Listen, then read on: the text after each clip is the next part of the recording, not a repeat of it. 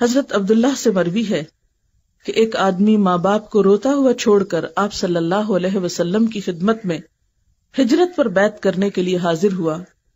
آپ نے فرمایا جاؤ اپنے ماں باپ کے پاس واپس جاؤ اور ان کو اسی طرح خوش کر کے آؤ جس طرح تم ان کو رلا کر آئے ہو، یعنی ان کو ناراض نہ کرو. یعنی حتیٰ کہ ہجرت جیسا عظیم عمل جو ہے اس سے بھی روک دیا جب تک کہ ماں باپ خوش نہ ہوں.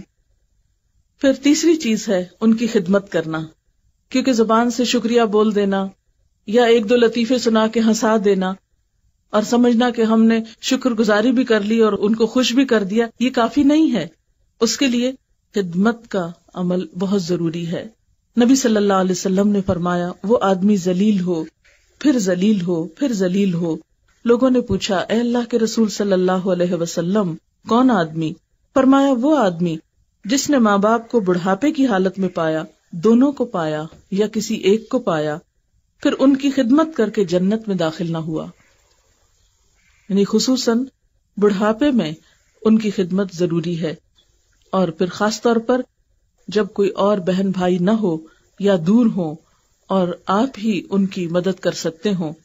ایک صورت تو یہ ہوتی ہے کہ بہت سے بچے ہوتے ہیں، کبھی ماں باپ بڑھاپے میں ایک کے پاس کبھی دوسرے کے پاس، تو مل جل کر اس کو مینج کر لیتے ہیں.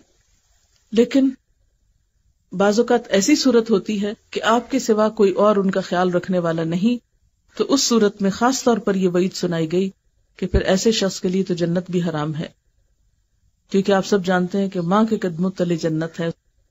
پھر اس کے بعد یہ ہے کہ خدمت کے ساتھ ساتھ عاجزانہ رویہ بہت ضروری ہے. بہت سے لوگ ماں باپ کی خدمت بھی کر دیتے ہیں لیکن ان کے سامنے بدتمیزی سے پیش آتے ہیں، ان کے سامنے تکبر کرتے ہیں. اس سے روکا گیا ہے اور عاجزی اور انکساری کا سبق دیا گیا ہے. کیونکہ ہوتا ہی ہے نا کہ جب ہم خدمت کرتے ہیں تو ہم سمجھتے ہیں ہم نے بڑا احسان کیا ہے، اور پھر وہ کہ ہمارا حق ہے اب ہم جو چاہیں سنا دے کسی کو. نہیں، خدمت کرنے کے باوجود عاجزی اور انکساری.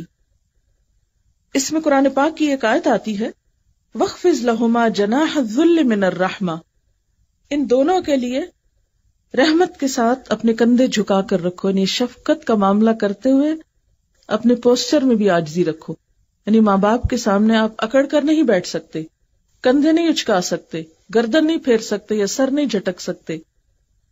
اپنے رویے میں بھی عاجزی اور انکساری ضروری ہے، کیونکہ بعض لوگ ماں باپ سے بھی بات کرتے ہوئے یا بڑوں سے بات کرتے ہوئے منہ پھیر کے بات کرتے ہیں، یا تیوری چڑھائے ہوئے بات کرتے ہیں، یا موڈ آف کر لیتے ہیں، یا ان سے بولنا ہی نہیں پسند کرتے. تو یہ سب چیزیں تکبر کی علامت ہیں. اللہ تعالیٰ کو عاجز بندے پسند ہیں، اور خصوصاً عاجزی جب ماں باپ کے لیے ہو.